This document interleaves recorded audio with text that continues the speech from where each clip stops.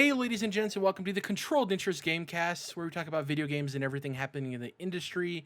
Episode 198. I am your host, Jerrad Wyche. As always, I am joined by Dominic Orlando. That was a particularly energetic intro. I really like that. That was cool, Jerrad. Thank you. Gotta pep it up. Put some pep in my step. Which is, and the word pep is interesting because I don't know if it derives from like people getting like energetic from pepper or. Oh, hadn't thought of that. Man, you know what's the worst? I love freshly ground pepper, but when like uncracked kernel seeps into whatever you're eating and you bite into a whole peppercorn, not great. You have like your pasta salad or whatever you're eating, and then you get like a bite that's like mostly like thick pepper. And you're like, yeah, not great. Yeah, it's a gamble you make every time you put the pepper on your plate. That, or if you have something with olives and like you get that olive pit. That like rare olive pit. You just crack down on it. You're like, did I just break a tooth? Oh God, yeah. So for those listening, we're not going to be talking about Last of Us Part 2 at the end when we're talking about what we've been playing, because it's not that I haven't finished it. It's the opposite of that. I did finish the game, and in the days following the upload of this podcast, before our next episode covering the Xbox Game Showcase, we're going to be uploading a spoiler cast. We tentatively have a couple of guests lined up to join us for that, so it's going to be awesome. We're going to go full spoiler mode, not holding anything back, so if you haven't played the game and don't want it spoiled, don't listen to it. We're going to be diving into all the narrative beats, the biggest twists of the game, the themes, all of it. So look forward to that. I believe it's the first like new game spoiler cast we've done, right? Because I think we've done a spoiler cast before, but it was a game a while after release. What game? It was something me and Jordan had all played. I don't know. Now that you're calling me on it, maybe we didn't do one, and I just thought we were going to do it, and we never did one. I think you're right. I think there was something, but I don't know what. Yeah. I have to dive into the history. Spider-Man? Oh, no, didn't. Well, no, I did a spoiler cast with Logan, me and Logan specifically for Spider-Man. I remember that. Maybe that's what I'm thinking of. Anyways, it's going to be really cool. We're going to have, at the very bare minimum, me and Dom, so hopefully that's good for you. But we have a couple of guests lined up, so hopefully it's 4 of us. But yeah, look forward to that. It's going to be really fun talking about that game because the group we're trying to put together ranges from people who enjoy the game but have a lot of issues with it, people who love the game absolutely, and people who fall anywhere in between. So I think it's going to be really cool to talk about all of the highs and lows, though there, in my opinion, aren't a whole lot of lows. Outside of technical bugs that I ran into, which I shared with you, Dom, through some photos and videos. Like straight up funny, the funny kind of bug. It's still bad, but like a person's torso disappearing and then they're still functioning in the world is like, obviously that's a bad thing, but it looks hilarious. Or like Sprite waterfalls. Yeah, not great. Let's hop into the news rundown, though, now that we got out of the way. Look forward to that Last of Us 2 spoiler cast. It's going to be awesome. First up, there was a Stadia Connect that happened. I know, most of us kind of glossed over it. It's what you expect from a Stadia Connect. Not a whole lot of announcements, not a whole lot of exciting things, but the two biggest details from it were, one, they signed exclusive game deals with Harmonix, Supermassive Games, and Uppercut. Let it be known that the Supermassive thing has nothing to do with the Dark Pictures anthology. It's something separate from that. Some cool signings. To me, none of those are like, oh, awesome, that's going to make me get Stadia. You know what I mean? It's like, okay. Supermassive is probably the biggest get there. Uppercut, I'm like, and then Harmonix, I've never been a rhythm game guy, so it's like, whatever. The other thing, do you remember when they announced Stadia, how there was going to be this feature where you can go to a YouTube video and there would be a link in it and you'd click it and you'd hop right into the game? That's finally happening. Another one of those launch things that kind of drifted away and is finally coming back. Stadia, man. Yeah. We're going to be talking about something that's very dangerous for it at the end of the show, but it's just one of those things that people are waiting for the Jade Raymond project and all these other things to be announced, and I think Stadia will probably be around for a couple of years. I don't know if it's going to capture what Google wanted, you know? I don't know. Yeah, and it's tough to say because, we don't know quite what they expected out of it and on what kind of timeline. True. But and we also don't know, I was thinking about this earlier today, we don't know, like, how much they've spent on it. I think probably on some of these deals and, like, they have their own studios now or whatever. That stuff's obviously expensive, but they don't have to build consoles, and I don't know. I'm thinking like maybe this is like, not too much overhead, and so their expectations might be lower initially. I don't know, and they have an uphill battle if they want to I mean, it's pretty much impossible, I think, for them to ever like capture the kind of market share that Sony, Nintendo, Microsoft have. But they could still exist, I think, indefinitely. I don't know. I could see it. It's just it's rough for them. They've not done well so far. And the thing people have to understand too, twofold. One, Google is not afraid to cut ship. You know what I mean? They don't believe in feeding something money. You know what I mean? The whole sunken cost fallacy. Like, they'll pull out of something, which obviously leaves some people scared. The other problem, or I shouldn't say problem, the other thing with Google is they're not a software company like, say, Microsoft is. They're a data company, right? So we don't know their intentions with this, if it is a thing to gather data while also trying to do a platform. And at the end of the day, if they're able to secure enough of the data they're looking for other projects, who knows? It might be a win-win for them. We don't know. That's a good point. They might have some ulterior motive that they're trying to get out of this. And then there's always that thing of, I don't know if we've ever talked about it before, but I'm surprised that like there wasn't more concern about this. Of like, I mean, Google is like that's potential conflict of interest for a lot of. Anytime Google gets into another business, right? It's like, well, you control the world's largest search engine, so like, if someone searches for a game on Google, right? Then is the first result going to be PS4 or Xbox, or is it going to be Stadia? And then there are no results for PS4 or Xbox. That kind of a thing. I don't know if that's something they've been caught doing before, but in my head, that's like an obvious, like, is that legal for them to do? I can't see why not, well, but maybe there's some protections there for that kind of thing. I don't know. And it's weird too, because some of the strongest examples, you can make a case that those just happen to be the most popular platforms, right? So whenever you search a video, all the first search results are YouTube. It's almost exclusively YouTube, and you don't really get like Vimeo or anything else. The problem there is YouTube is the biggest video platform on the internet. So you can't, there is an argument to me about, well, did they create that themselves by always putting YouTube at the front, or did YouTube just take off? And then obviously that's how the search results happen. You know what I mean? Yeah. It's that classic problem of, late stage capitalism, where when businesses diversify, then they can monopolize even more, well, And they worked around this. Remember, Google isn't the top level anymore. It's Alphabet. Alphabet owns Google now. You know what I mean?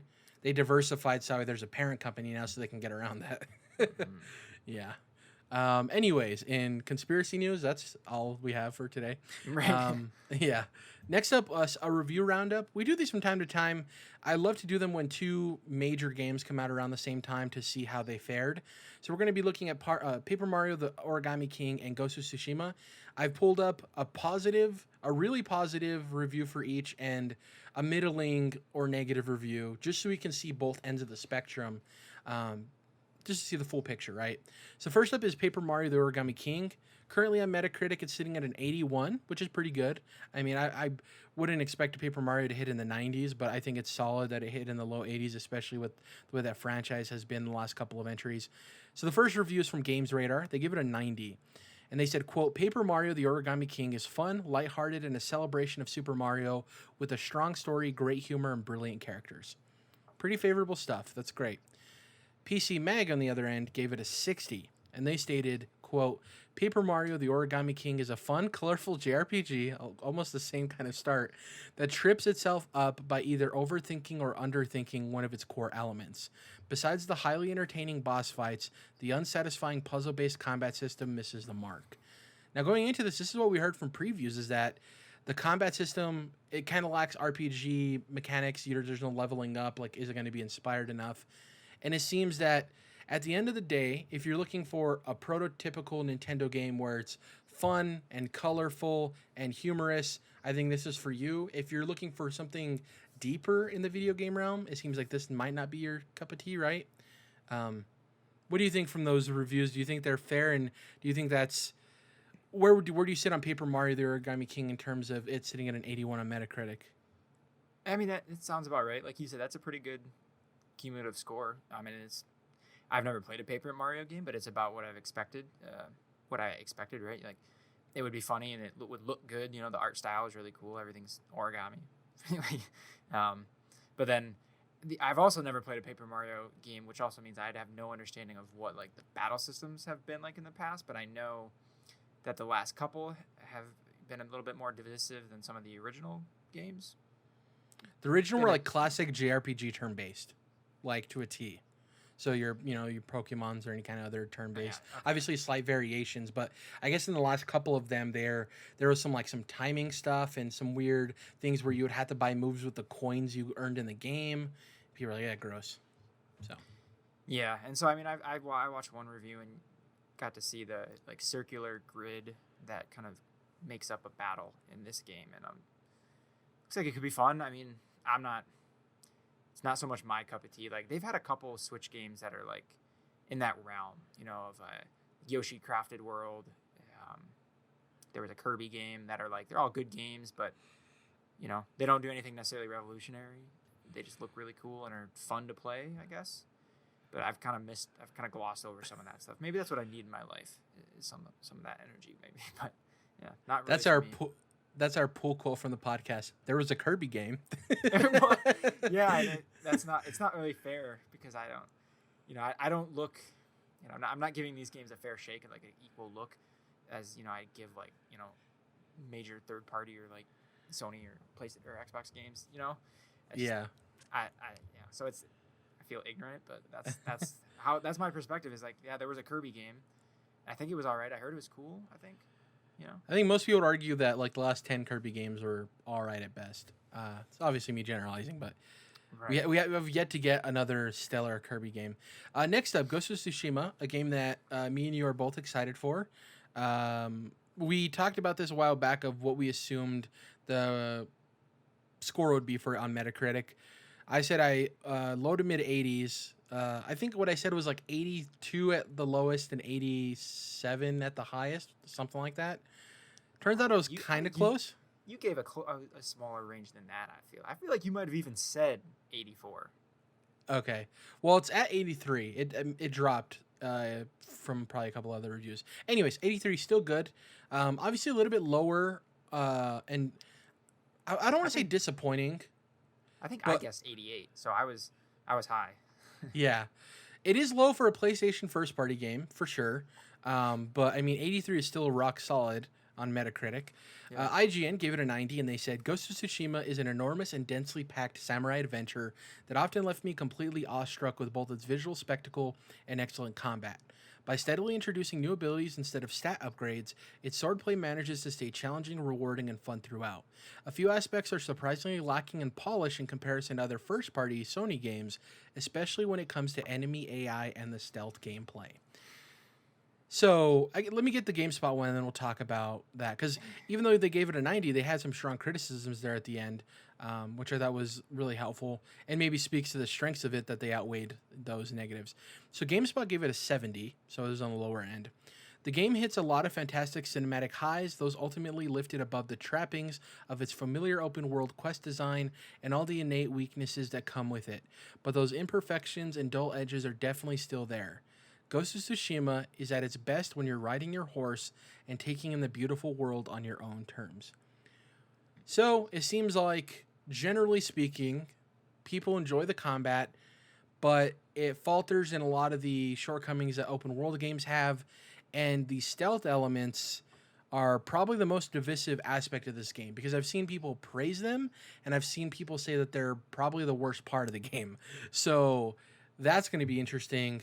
For me, I don't know where I feel in terms of the stealth possibly being the one thing that I dislike the most, because I wasn't planning on doing a lot of stealth in this game, because you have the option of going obviously more face forward or the stealth stuff. And the combat is what matters most to me. I'm not a huge stickler for open worlds if they tend to do some of the stuff that open world games have done for a while. I love Ubisoft open worlds, checking boxes. I'm okay with that. Yeah. The combat, if that was bad, that would be my bigger worry. But a lot of people are saying that's the strength of this game. So I'm still very interested into getting into this game. What do you feel about these reviews and how they line up with your own expectations? I think I'm with you. I think reading some of the gripes people have with it is, it's that, legitimate gripes or whatever, but more so these usual problems that open world games have. This game didn't fix them. They're still there, which is okay, so the stuff we're used to, it just isn't fixed with this one. You know what I mean? It didn't create some innovative solution to some of that stuff. It's so okay. It's not to me, it was nothing that felt like a deal breaker. But hearing that the atmosphere, I don't know what the word is, like how it engrosses you in that setting and that world and stuff, and how everything looks. Even like the clips I've seen is like everything's always in the wind, really windy place, I guess. All the grass is always flowing. It looks really cool. The art style looks cool, and the combat looks really cool. And hearing that's one of the stronger parts of the game is exciting for me. So I'm still pretty excited to get started with it. One thing that I want to mention as well, because I don't think me or you were planning to play this game with Japanese VO. Apparently, it's real bad in this game. Apparently, it wasn't focused on, and I wonder if that's part of, in that IGN review, despite him giving it a 90, they said it's surprisingly lacking in polish in comparison to other first-party Sony games. That's probably a key part of that, is like normally the localization departments for Sony do a really stellar job of that stuff, especially with a game like this that's focused on Japanese culture. So to see that it's not the best part of this game is kind of disappointing because of the setting of the game. If Assassin's Creed Valhalla's Japanese VO isn't great, I kind of am a little bit understandable. With this, because it's rooted in that culture, it is more disappointing, even though I personally wasn't going to play through it. For the people who wanted that full immersion of the Kurosawa black and white mode plus the Japanese VO, it sucks that it's less than stellar, so. Yeah, it is cool to see. Well, that was a good point, though, that last bullet from that review. Like, it's not up to par with other Sony first parties, which is like, well, that's a pretty tough field to be against. You can't bat 100, right? Yeah. Yeah. So I get that. Well, it's definitely worth mentioning. But yeah, I saw some clips of the voiceover in Japanese, and it's not good. I also, can see why that'd be a problem for people. Before any sports people, because it was marketed like it's in Japanese and it's cool, and then you get it and it's like, okay, but it's half shitty. Right? Yeah. Sorry. Before any sports people come at me, I meant to say batting 1,000. I know batting on 100 isn't really good. Yeah, batting 1,000 is the reference. Yeah. I meant 100%. You know what I meant. So that's it for the review roundup. Paper Mario. I was hoping to get into a Paper Mario game this year for the first time. I'm not going to spend money on a subpar game like that, especially with new consoles coming out. You know what I mean? Ooh. The good thing about Paper Mario, though, that when it gets out, and like let's move past that. That way we can get on to what we assume is next from Nintendo, the 3D Mario remasters. The 35th anniversary stuff. Yep. Yeah. Yeah. Next up, Ubisoft Forward happened. So we're going to go through, I'm not going to go through all of everything. I only have the 4 most major notable things. And then we're going to end with figuring out if Dom's predictions from last week's show were correct or wrong. I don't even know if you remember the questions I had asked you, Dom. Some of them. So first up, Ubisoft delivered their first of 2 Ubisoft Forwards for 2020. We learned at the end of this one that they're going to have another one this year, which will likely see probably Gods and Monsters and updates on other stuff. But they showed Hyperscape, which they shadow dropped the PC beta for, which is their 3v3 99-player battle royale with a lot of cool new features in it. I'm interested to see how it does when it comes to console. It's going to be free to play. The 3v3 aspect is tough, and it's a lot more sci-fi speedy, and I don't know how that's going to do with people who have been grounded into the PUBGs and the Call of Duties, right? Hyperscape to me seems like an evolution for people getting tired of Fortnite, as opposed to people moving from Warzone or Apex Legends and going to it. You know what I mean? Could be totally wrong, but we'll see. I would understand that, though, because they want to try to carve out more of their own niche, right? Because I didn't watch any of this. I've not seen a second of this game. But when you started talking about it, I remember thinking like, oh, another one of these games. Yeah. Right? So, like, how's this one different? Like, how much market really exists anymore for a new game? But if they're trying to do something different, like setting-wise and movement-wise, like you're saying, a little more sci-fi, quick kind of a thing, then maybe that's what the idea is, to carve out some of that Fortnite player base who are getting sick of that, maybe. And maybe move over some of the Ubisoft audience that's on their other multiplayer games that they kind of want to die down so they can work on the follow-up projects to those. So constantly moving that Ubisoft multiplayer base to a newer game, you know what I mean? And shepherding them along. Next up, we had Watch Dogs Legion. So this is a game I've been cautiously excited for. I love the concept of it. I love when games try to do something new and innovative, and Watch Dogs to me has been a series rooted in mediocrity in terms of the way it showcases during any presentation. Watch Dogs 1 looked so generic. It's like generic the video game. Watch Dogs 2 looked a little bit more flavorful and unique.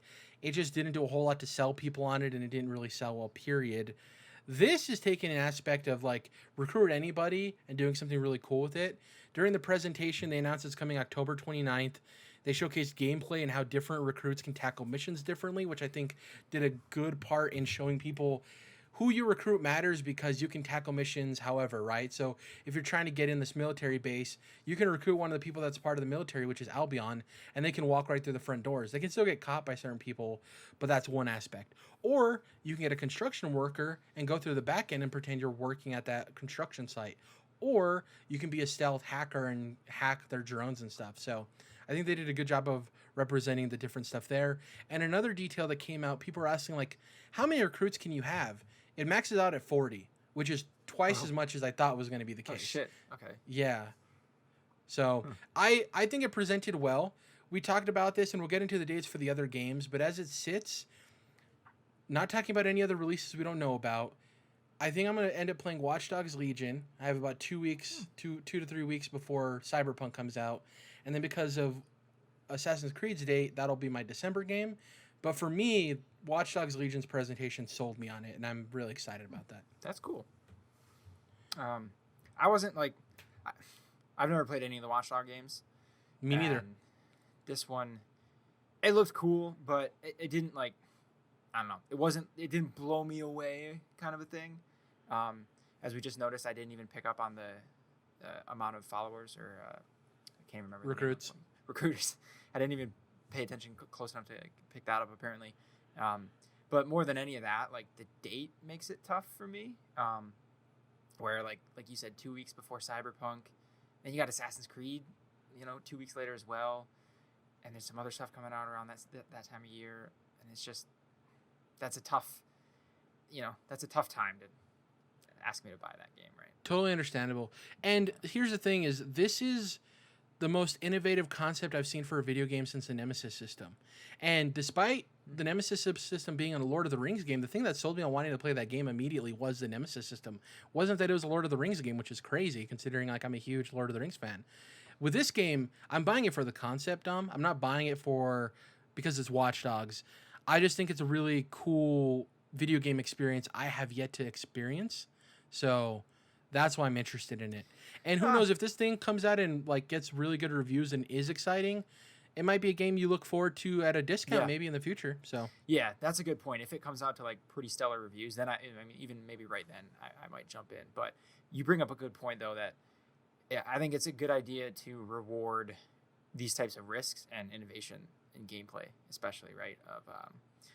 This is weird. Like, this is a weird concept of like there's not like a single protagonist or whatever, and I don't know if it's gonna work or not, but like in my head, like I want them to try it. I'm glad that they're able to try this, and even if like I don't ever get into this game, I would hate for like Ubisoft to see it, not perform well, and then the next time someone pitches something that's a little riskier gameplay wise, it gets shot down, right? Because that's how we get new and cool shit, is by people taking risks. But if the risks are never rewarded, and not that they should be, just on the sole basis of trying something new, it has to be something new that is good and worth it. But it's something to think about, I guess. Is like I want to reward it to some extent. Studios trying new stuff.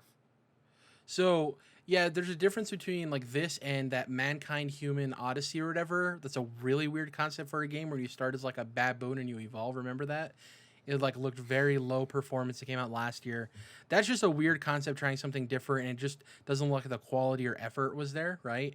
Whereas it's not like a fully fleshed out idea. Whereas this is a new concept, and for me, and I think a lot of other people, hopefully it sells them on at least trying it. Here's the thing too, guys. We have to be realistic about this. This is make or break for Watch Dogs.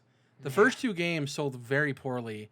This game has an astronomical budget, I would assume, based on just the work that went into it. If this game doesn't sell, it's probably going to be the last Watch Dogs we see for a while, if ever. Yeah. So, not saying you should buy it on that, but, just be wary of that. If this game doesn't sell, no matter how good the game is, it could be the end of Watch Dogs. But I'm excited. And like you said, you should reward innovative stuff if it earns that, not just because it's, hey, here's a new idea, buy it because, you know. Right. We saw Yeah. that with like Death Stranding a lot too, right? Where it's like maybe that got some praise just for being weird and innovative and different for the sole fact of that. Whereas like, yeah, it's cool and I want people to try new weird stuff like this, but don't buy it and play it just because of that necessarily. Yeah. Because if it doesn't work for you, then it doesn't work. It's a tough balance to act, I guess. Another game that got me excited when I saw gameplay for it, finally, I've been waiting forever, Assassin's Creed Valhalla has a release date of November 17th, which is tough. That's 2 days before Cyberpunk. Here's hoping Cyberpunk doesn't get delayed, but if it did, I wouldn't be too mad. No, not but at all. yeah, obviously for that game specifically, but also because like Assassin's Creed is right in its spot. They should have focused on gameplay revolving around enemy factions. So there's 5 different enemy types, the most in Assassin's Creed. All of them have their own little attack patterns and ways and strategies. There's like this forest tribe who will double team you, want to hold you and attack you. There's like these like shadow step guys. You remember seeing that, Dom, where the guy was like dipping and dodging, coming at you, kind of crazy. They showed new combat moves. They showed settlement building, exploration. One thing that wasn't in the presentation, but Greg Miller of Kind of Funny, who got to play this game for 3 hours along with a lot of other press, is he said that the way the map functions is that it is Ubisoft in the sense that there's markers on the map, but they're color-coded and they don't give you specific information like Assassin's Creed games in the past. So if you remember for Odyssey, you'd hover over like a little gold diamond and it'd be like, this is this dude, you got to talk to him about this, yada, yada, yada, and give you the whole spiel, right? In that little like paragraph. This doesn't do that. This is like, go meet Bob here, or Bob is somewhere here. And it's like a little bit more vague. It seems like it meets in between the 2 game modes you can choose in Odyssey, where there's like the exploration and like the normal video game play, where it gives you clues and stuff. So that got me pretty excited. This game looks awesome. I don't know if it'll be a game of the year contender or anything, but it looks like a solid Viking RPG that innovates enough from Odyssey to get me into the mix. And they brought back a lot of those fantastical elements that Odyssey had, where you might be running into some like Norse gods or something, you know what I mean? Or witchcraft. Yeah, I'm sold on Assassin's Creed Valhalla. You might be able to get into this too, Dom, of like, you know, people talking trash about the quality of the game, but that didn't bother me too much. I thought it looked beautiful for what I'd expect from Assassin's Creed, and it's also a game streaming and through the, you know, presentation. I don't know. I'm excited. What did you think about the Valhalla presentation? Yeah, I think it looks great. It showed really well finally. Like we got to see like as much as we wanted. But yeah, I think you hit the nail on the head with like, it looks like it's doing enough new stuff. It's bringing enough new stuff to the table from Odyssey, because Odyssey was great. So that would be tough to not just do the same thing, but in a different continent or whatever, right? Or I guess Yeah. it's the same continent, but just Copy paste it. you know what I mean, right? So yeah, Far it looks Cry like they're- Primal it, right? So like just giving your Right. code of paint. Yeah. So yeah, it looks like they're doing enough new stuff to make this worthy of a sequel. And the one thing that will remain to be seen, like the absolute best part about Odyssey to me was the story itself was okay, but the protagonist Cassandra was just excellent, and all the dialogue from her and with the NPCs and stuff was just like absolutely brilliant, and I love that character. And that's going to be tough to match, you know? So Yeah. And obviously that's been a problem with some Assassin's Creed games in the past, where like the protagonist is just kind of like meh, like that you don't care for him that much. I'm thinking back to like Assassin's Creed 3, but then some are really great. Like in 4, everyone liked Edward Kenway or whatever, and everyone obviously loved Ezio. But then the very first game, Altair or whatever, he was kind of a meh character. So it seems like Assassin's Creed characters are hit or miss. So we'll see if Avior, I don't know if I said that right, is as cool of a character. Eivor is as cool of a character as Cassandra, because that to me is like a big deal. Because that was my favorite part about Odyssey. Like the story was fine, the gameplay was fun, it was cool enough, but then it was just a cool world, and everything else was like good. But the character, the protagonist, is what like made it over and above for me. A great detail. So the way Odyssey worked is there was 2 separate storylines. They converge or whatever, brother and sister, right? With this game, the way it works is that you can change between male and female Eivor at any point. So what I'm going to do is I'm going to start off as the one I don't want to be, which is male Eivor. I'm going to see how his voice performance is, and then I'm going to change to female Eivor and see which voice performance I personally think is better and fits the game, and I'm going to run with that one. The fact that you can shift it on the fly makes me want to give the opportunity to both actors and see which one I connect with more. Because though I connected with Cassandra, who's to say that male Eivor might just be a better performance? You know, who knows? Oh, yeah, of course. So I'm going to check that out. Cool. I'm glad they give you the option. Yeah, that's pretty cool that they have that in there. And then they also mentioned something about because Odyssey apparently fumbled something with the DLC as far as romance options, depending on the gender you picked. I don't remember the details about it, but they mentioned it was based on your sexuality. There was a weird thing where like Cassandra was forced to be in a straight relationship, even if you played her as a gay character.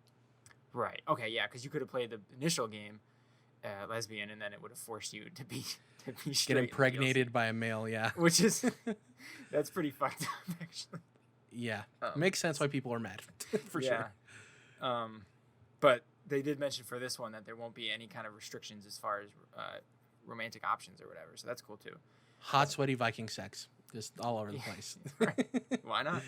Yeah. Lastly, this would have been really awesome if it didn't leak, but it's not a Ubisoft year if something doesn't leak from them. Far Cry 6. It's coming February 18th. That was the date that was leaked. February 18th, 2021. Starring Giancarlo Esposito. Takes place in a fictional Havana/Cuba. Forgot the actual name for it. It's a made-up country, but it's essentially Cuba. And it's focused on the father-son relationship between Esposito's character and his son Diego. There's some weird rumors saying that it's like a prequel and the little kid is Voss. That's unproven yet. There's a weird like eyebrow thing people are insinuating. It would be cool if it's a prequel. I'm still interested if it isn't. Yeah. I wonder if this is the point in which Far Cry becomes focused on the narrative in the sense that either the expansion that comes after this, the standalone expansion, or the next Far Cry is Diego's story, where he's the villain, right? If this is going to matter moving forward because it is a young kid seeing how his father's treated and handles everything. Like, what does that relationship mean to the grand scope of Far Cry, right? Between the Esposito's character and his son. I thought it looked really cool. The opening trailer thingy, like the credits, was a little long for my taste. It's probably the intro to the game. You're probably going to watch that when you boot it up in February. But the actual cinematic trailer I thought was really good with him having his son hold the grenade and the symbolism there. I'd watch that dude act against a paint wall. Like, Esposito's so good at what he does. And between, the Mandalorian and obviously his most iconic role, that being in Breaking Bad. And Better Call Saul. Better Call Saul. In the Breaking universe, the Breaking Saul universe. There we go. The Breakiverse. So I'm stoked on it. Far Cry 6, did it ruffle your feathers? Are you stoked? I know you love Esposito as well. Yeah, this is 1,000% up my alley, dude. I'm super pumped. Because I love Breaking Bad and Esposito. He's excellent. And frankly, I've only seen him play the same characters or whatever, the same like 2 characters, but I mean that's fine with me. I don't care if he does or doesn't have range. Like, he's absolutely ridiculous at acting that character of that just like stone cold, like terrifying villain who doesn't shout or yell or like he just creates fear in this weird, just monotone kind of way. And I don't know anyone else or any other characters really that have done something quite like that. And it seems like for this game, they're like, yeah, do the same stuff you've been doing in TV, man, because it's working. Yeah. And I'm all for it. That cinematic with his son was like, I mean, I'm sitting for the most of this. I'm like, yep, watching this Ubisoft press conference and like, yeah, okay, it's cool. Some Watch Dogs, it's whatever, But then this trailer comes up and I was like on the edge of my seat. Like, it was intense. It's like, I know the kid isn't about to drop the grenade because like he's in the game, right? But like the whole time I was like, I was just super nervous. Like, it was a great trailer and I'm excited because I love all the previous Far Cry games, except like 1 and 2 I never played, but 3, 4, and 5 are all excellent. And like that gameplay has always been super satisfying to me. So this is one where I'm pretty much in already, kind of a thing. I did read some like concerns about the way Esposito being European and playing a South American character. Yeah, that which I didn't even know. And apparently there's a whole portion of people out there that really don't like his Hispanic accent, and I had never thought about that, but I guess I couldn't disagree. I never. Here's the thing. I'm Hispanic. I'm not South American, though, right? So I can't speak for everybody. But I'm Hispanic, and growing up with Hispanic people, I think it's enough that it passes. And he is the type of actor that I think he's not going to do something and not be respectful of what he's doing. He seems to take his job very seriously. And once again, want to say again, I don't speak for all Latinos. I'm just saying for me, it works for me and I don't have an issue. But if it bothers people at a grand scale, that, you know what I mean? So, yeah, totally. I was kind of the same thing. Like, I understand people's concerns and respect that. I obviously, I don't really have that issue because I'm me. I'm like white and I don't really. Yeah. I don't have these problems, luckily. And I'm aware of that, I guess. But I didn't know. It was surprising to me to learn that, he's like Italian. And so from a perspective, I could see like, well, I'm trying to picture like a typical Italian character in a game or movie, and he wouldn't really fit that from the same lens. I don't know. I have no idea. I just thought it was worth pointing out, I guess. I don't have a strong opinion on it. The thing with the representation and actors and stuff is a very muddy ocean. Like, I don't think it's very black and like, it's not as black and white as people would like to think, because I think there are exceptions that work, and it's a thing you have to navigate. I don't know. It is good to voice that there are those concerns, though. There was something I was going to tell you about this game. What was it going to be? I don't remember. Can't remember. Anyways, Far Cry 6 coming out next February. Can't wait. So stoked. Oh, what I was going to say is the character he nails is if Hannibal Lecter was a regional manager. Like, just to a T. Yeah. I like that. So let's get into these. Oh, real quick. Additional news. According to Video Games Chronicle, their sources state that Skull and Bones has been rebooted into an open-world live service title. This report comes months after the game's previous director left Ubisoft after the game received an indefinite delay. So remember, the director left. We were like, yo, what's happening with this game? Is it just vaporware now? Turns out it's completely rebooted. Makes sense why the director would leave, right? No longer his vision. What's the point of me being on the project if it's not going to be the game I wanted to make in the first place? Bye. Weird. It's going to be a live service title. It's going to be open world. I don't know if they're going to. So are they going to try to sell Assassin's Creed 4 multiplayer? You know what I mean? That's what it sounds like to me. And I wonder if it'll be branded Assassin's Creed Skull and Bones, because I don't know if that IP will be able to live on its own. You know what I mean? Or who knows? It be like Sea of Thieves with a realistic art style. Or, yeah. I don't know. Who knows? Anyways, that's it for Skull and Bones. Let's get into these predictions Dom had for the Ubisoft Forward, and then we'll get into the Xbox stuff. So, Dom, I'm going to tell you what your prediction was and if you got it right or wrong. First one, I asked you, will Far Cry 6 be in a South American country? You said yes. Nailed it. Congratulations, you got that one right. Cuba, Central America?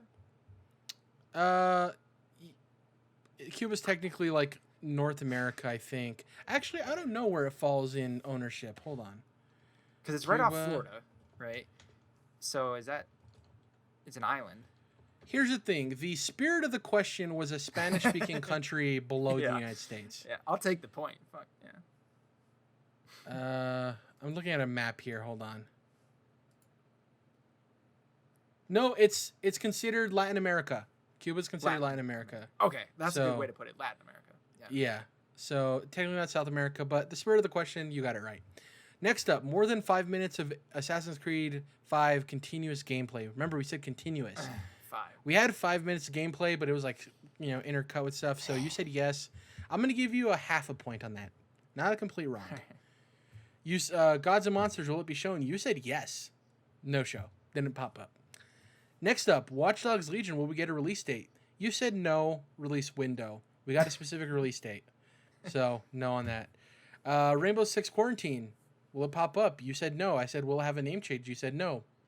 Also no. So you got both those correct. Splinter Cell, will that show up, Dom? You said, hell no. I'm a pessimist. Not going to happen. You were correct. There was a mobile game, right? Well, it's not called Splinter Cell, though. It's called Tom Clancy's Elite Squad. Yeah. I said Beyond Good and Evil 2. Is it showing up? You said no. Hell no. Got that one correct. Continuing to break my heart. Dom, are we seeing UbiArt again? No. Got that one correct. Tom, but we got to see Rayman, right? Nope. Got that one correct. So just nailing them. Skull and Bones, you said no. Obviously, we have news now. It's a completely different game. How many new games? IP. Here's the thing. I originally thought you were right. You said 2. And I thought, oh, that weird Dungeons and or Monsters and Magic game and Far Cry 6, that's 2 games, right? Brand new games. New IP. Well, no, we said new games or IP combined. Oh, okay. Problem is that game was announced like months ago. That weird mobile game, Magic game, so it's not new. You had, Far Cry 6 was the only new one, so you didn't get that one right. And lastly, Tom, are we seeing another Nintendo collaboration after Donkey Kong Kingdom Battle was so successful? You said no, we're not seeing it. You were correct. So the total, you got 1, 2, 3, 4, 5, 6, 7, 8 right and 4 wrong. 8-4 record, respectable in the NFL. Really solid record. So we'll take it. You're competing for the division, but you probably end up with a wild card. Yeah. I mean, you could go 8-8. You know what I mean? You could go 8-8. So let's get into all this Xbox news. It's weird. These last couple of weeks, we've been hearing a bunch of stuff over and over again. So this week, Xbox released 2 written pieces on the Xbox Wire blog detailing various information in regards to Xbox Series X and their initiatives. Second one's more interesting generally to people than the first one. So the first one was Velocity Architecture, described by Jason Rold. The Xbox Series X Director of Project Management discusses the components of the architecture and what it means for both players and developers. I didn't want to get into it on the podcast because it's a little too techy, I think, for people to just listen to. Go Google Velocity Architecture on the Xbox website.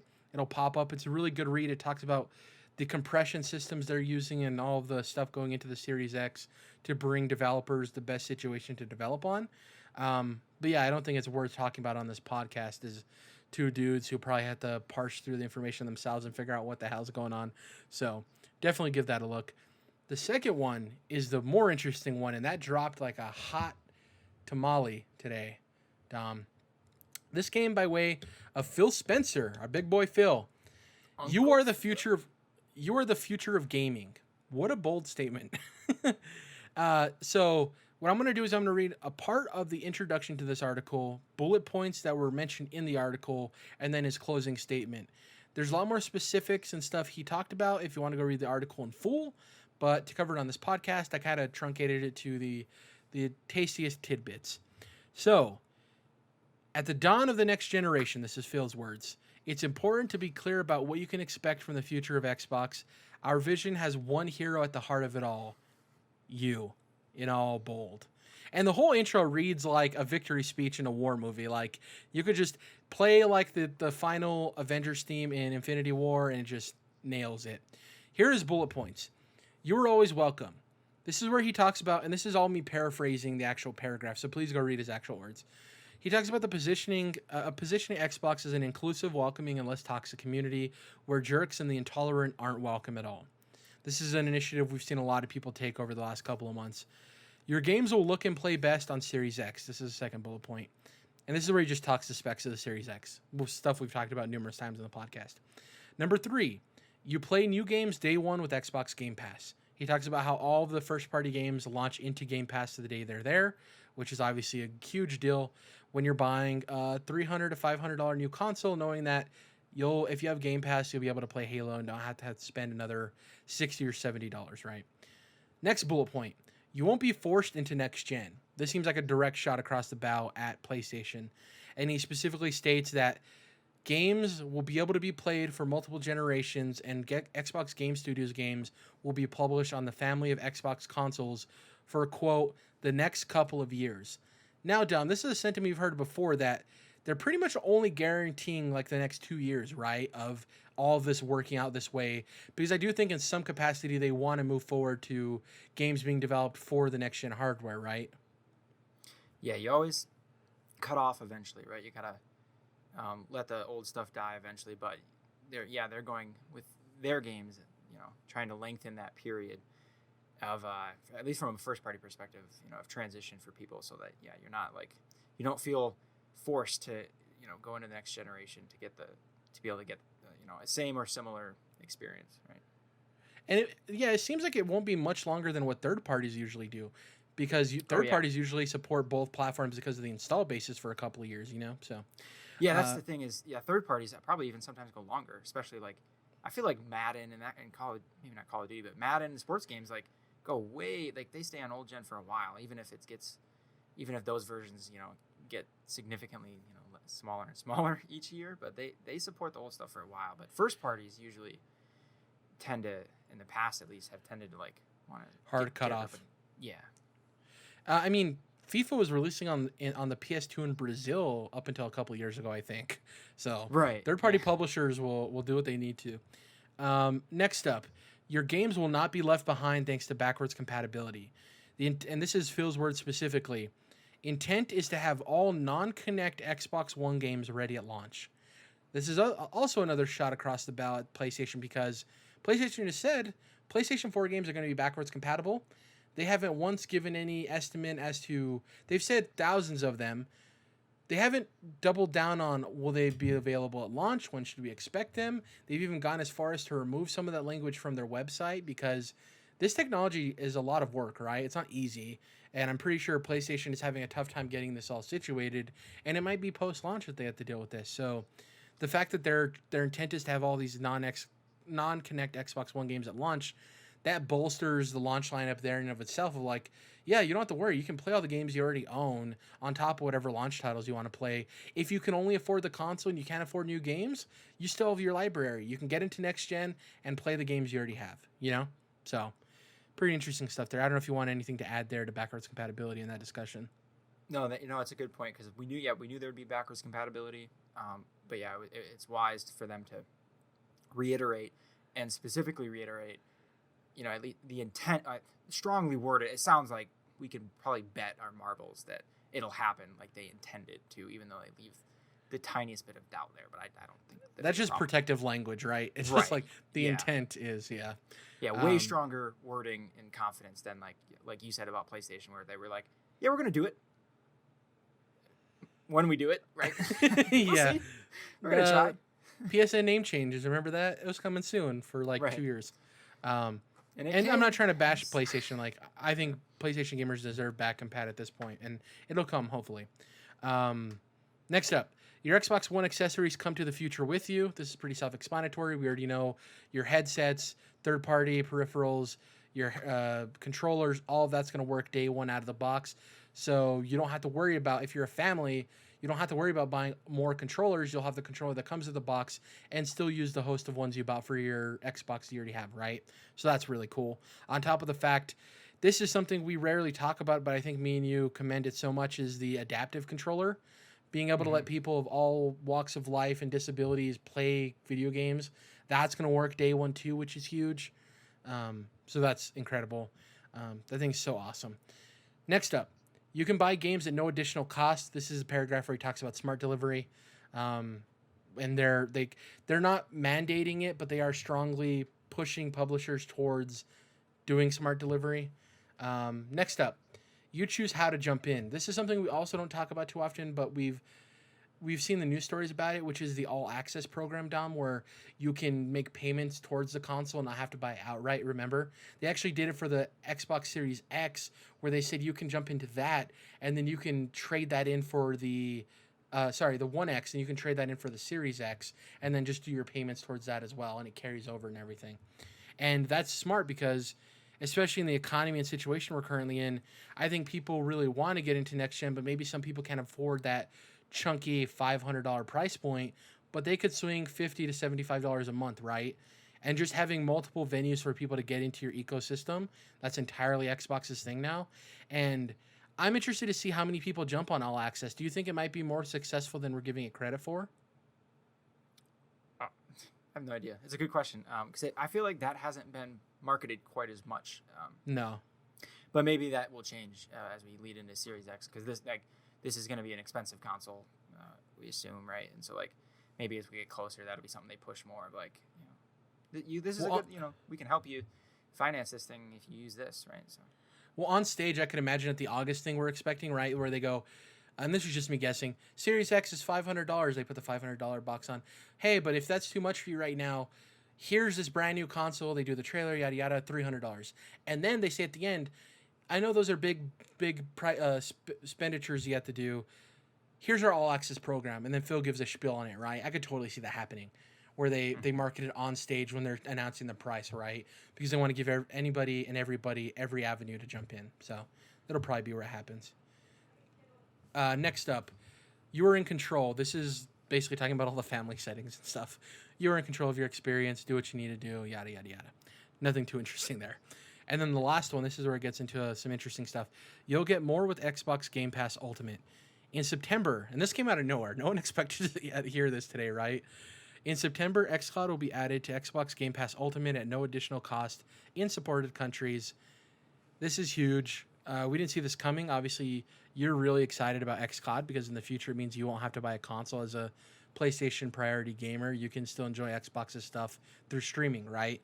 So did this hit you out of nowhere? Did you expect not only xCloud to come out in September, but for it to be added to Ultimate Game Pass Ultimate for no additional cost? I wouldn't have said it came out of nowhere, but this is what we maybe not expected, but what we hoped, right? We've been talking about this for like a year now. And then when Stadia came out and like showed how they were doing their business model and pricing model, we had been talking about like, oh yeah, we hope that Xbox will just make this a part of Game Pass and kind of combine those two things, Game Pass and xCloud, and they did, and they did it in a way that makes a lot of sense, I think. Where if you're already a Game Pass Ultimate subscriber, then like you can also stream those same games through xCloud, which is at no additional cost, which is excellent. And I think there's probably a lot of Ultimate subscribers too, especially after they were running that promotion where you can consolidate or combine your gold with your Game Pass or whatever to just basically upgrade to Ultimate, which is only like even like full price is still $15 a month. That's considering what you're getting. That's very, not very much money, right? Yeah. And they just added. It was already a good deal, and they just added, a whole game streaming service on top of it. So like, with a catalog of games, like this is. Yeah, I guess it feels like it came out of nowhere from the sense of like it's that freaking awesome and that cool that's how they're going about xCloud.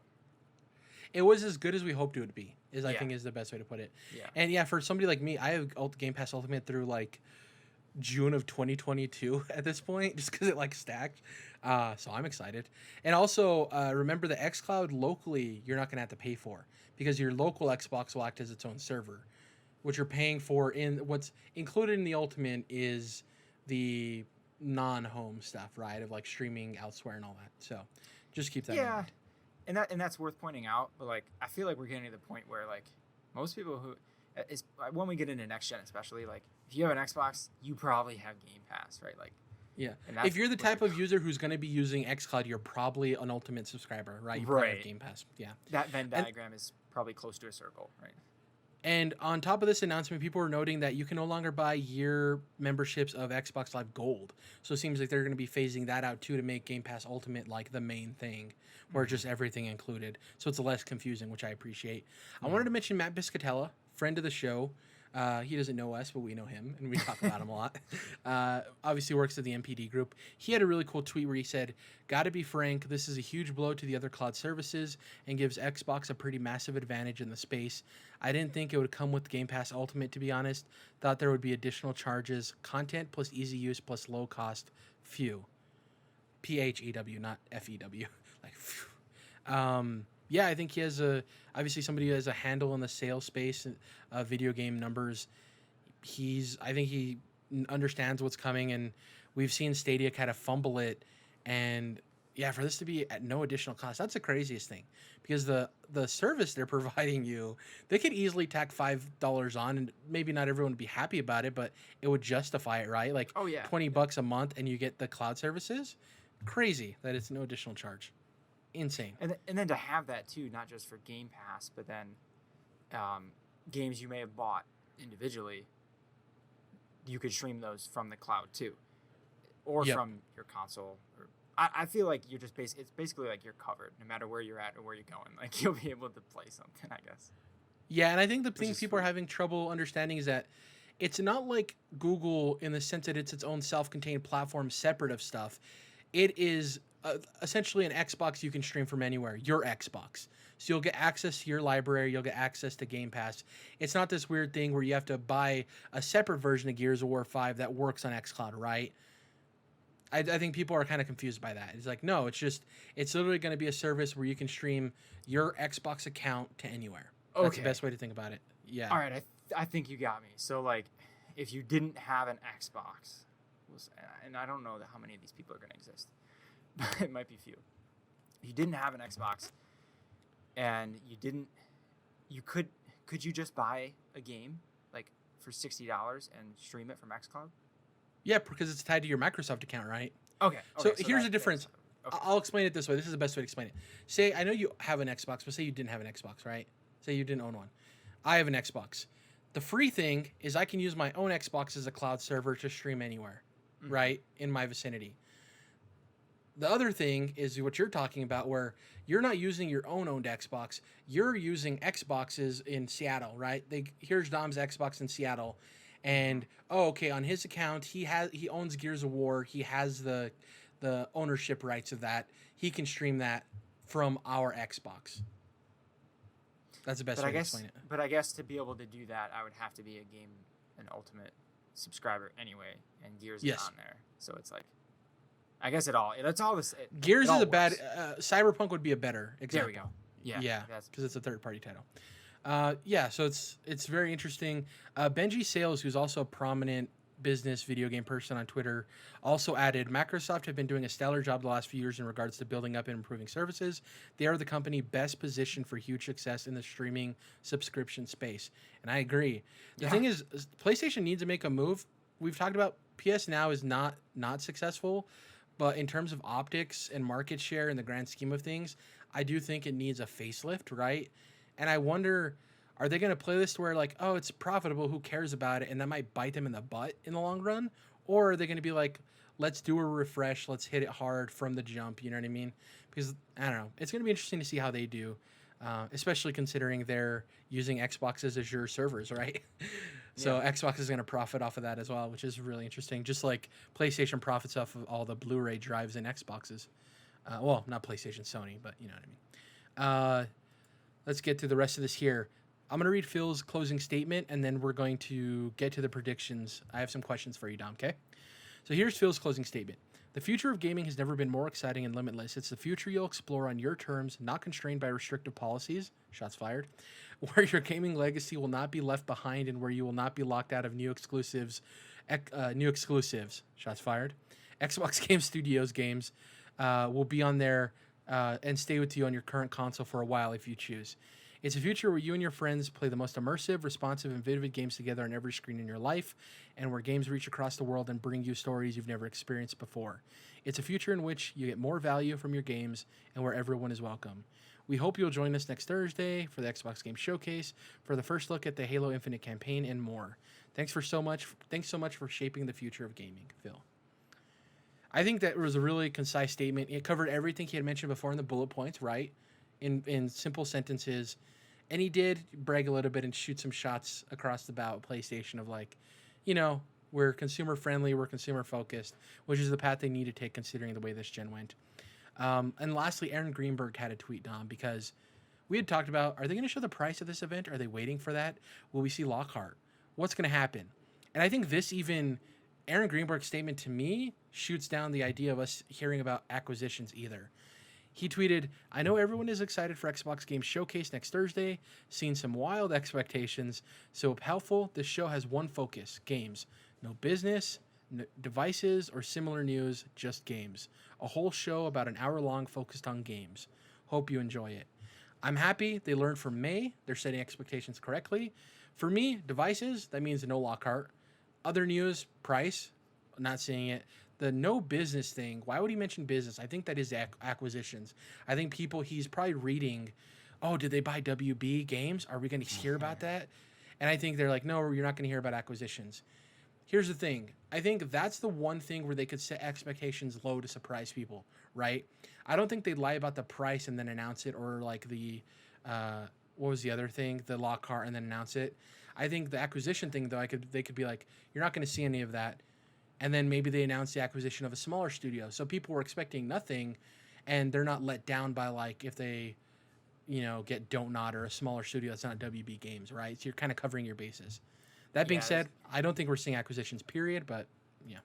Yeah, I mean, I wouldn't count on it. That's definitely a tricky game because while it would be easy to just be like, oh yeah, no devices, and then when the day comes, reveal Lockhart, and you get a good bang at that day, right? Because no one expected it. But then after that, like, no one's ever gonna believe you again, so that you won't be able to set proper expectations going forward. So even next time, if you say this is just a low key thing, everyone's gonna expect the sun and the moon, because last time you lied about it and you gave more, right? So I don't think you want to be careful if you're gonna, undersell too much, especially with your worded verbiage. And I'm like getting into it really deeply, so I don't think it's that big a deal.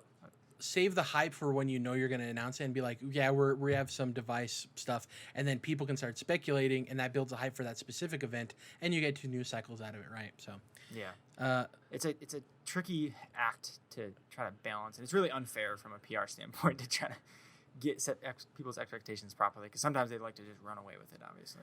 Yeah, but they learned from May, I think, and they're like, yo, chill. And obviously we wanted it to be all games, right? I'm excited. It's going to be all games. It's going to be cool. Oh yeah. Here's some predictions. I'm going to give my answer after you give your answer, just that way you're not influenced at all. So how many of the 14 studios, I'm excluding Xbox Game Studios Publishing, because like they publish indie games and stuff, you know what I mean? And they're technically one of the 15 studios. So how many of the 14 studios will show up? 5. Out of all 14, you're only saying 5 will show up. 5, 6. Okay. So 6. I'm assuming you think 343 is going to be there. Duh. Right. Ninja Theory, do you think is going to be there with Hellblade? Yeah. What about Rare with Everwild, that new game they showed off with the Breath of the Wild aesthetic? Sure. Project 10, they're the people that do the Forza games. Yeah. Playground, the Fable game. I'm going to say no on Fable. Initiative. No. So you don't think we see Initiative or Playground? Interesting. No. This one I'm actually going to give my answer, and then I'll let you see if you want to change your answer, okay? Because this one's kind of complicated. I said 10, okay, out of the 14. The ones I don't think we're going to see are Turn 10, Forza team, Forza 7. Oh, really? Because, yeah, I don't know why we'd see that game and then not have it at launch. I think if you show that game now, people are going to expect it at launch and be disappointed. Oh, if it's not a launch title. Launch, but I guess I don't know why I assumed that. We don't. Yeah, the game doesn't even technically exist. Yeah. I'm just so used to it. Out of the other 3, Compulsion. That's the We Happy Few people. I just don't think they're ready because they were still finishing DLC for that game on their prior publishing partnership. The Initiative, I think out of all their major studios, they're the ones that are the earliest in and their game seems the most massive, right? I think it's too early. And then Undead Labs. I think it's still too soon for State of Decay 3.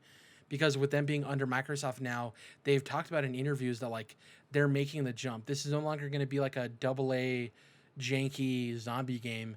Apparently, from what we've heard, they want to take this to the Left 4 Dead, not Last of Us, but zombie, like a AAA zombie game. You know what I mean?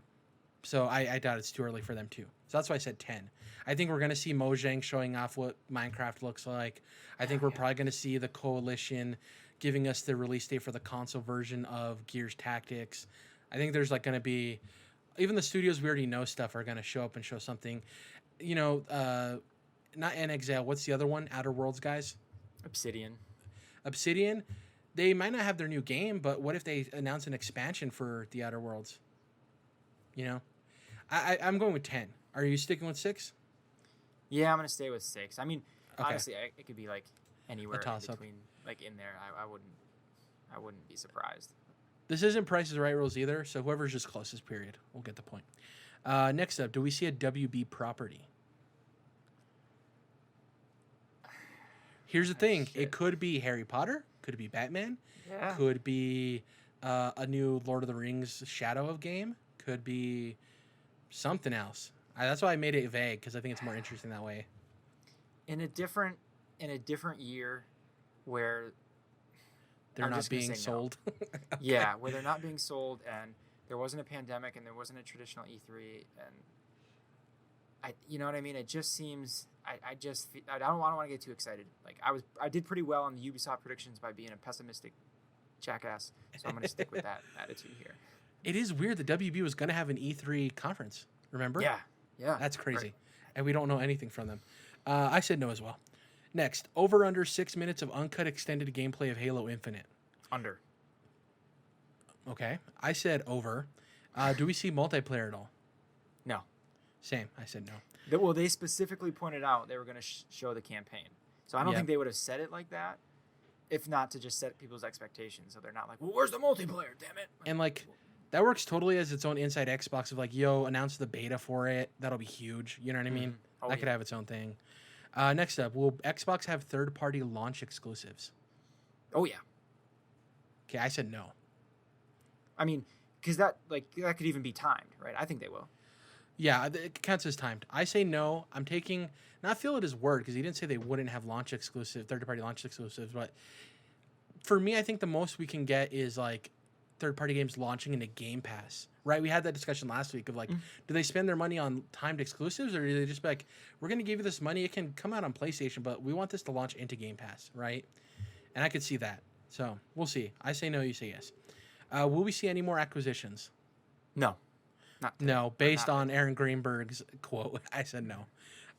Took all the optimism out of me. Here's a good one. Which of these pops up? So you can choose as few or as many as you think, okay?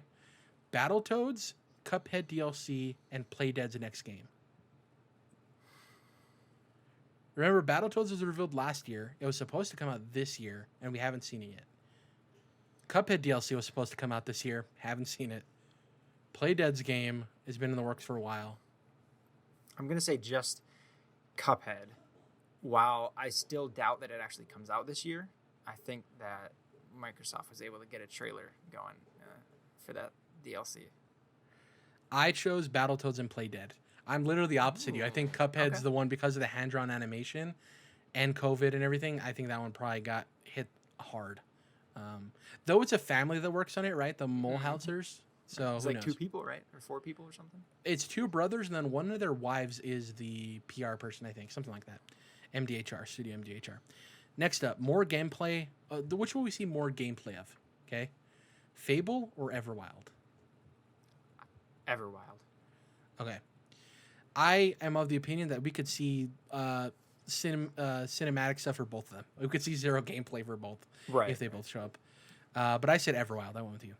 Lastly, what do they open with and what do they close the show with? They open with Halo and they close. This contradicts one of my earlier predictions, but that's fair game because that way I'm going to get one wrong. Yeah, right? cover both. Yeah. Yeah. They open with Halo and they close with a tease of Fable.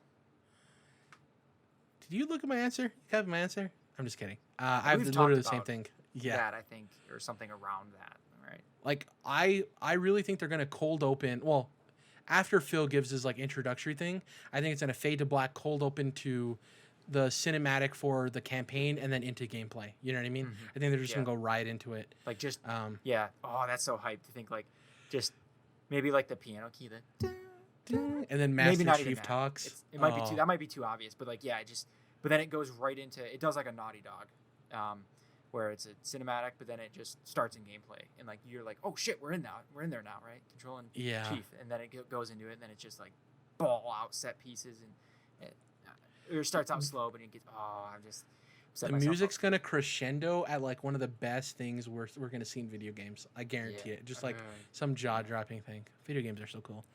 That's pretty much it for all of the predictions we have for the show. I can't wait. I'm excited. I really enjoyed the PlayStation 1. It was really cool. I think a lot of those games look really exciting, and I hope we see the same thing from Xbox, and I do think they're going to nail it as well. We're not the console war type here, so you know what I mean? We're not into like, but competition is great because it means we'll get better games in the long run from both of them, so that's awesome. In terms of what we've been playing, I have nothing to mention. Like I said, Last of Us. Oh, the one thing I wanted to mention real quick, Dom, I don't know if you heard about Avatar: The Last Airbender characters coming to Smite. You know that mobile I played for the longest time? No. I was going to... I thought you were going to say Netflix. I was like, yeah, I fucking heard about it. Great show. I've never watched it chronologically. Just finished season 1 for the first time.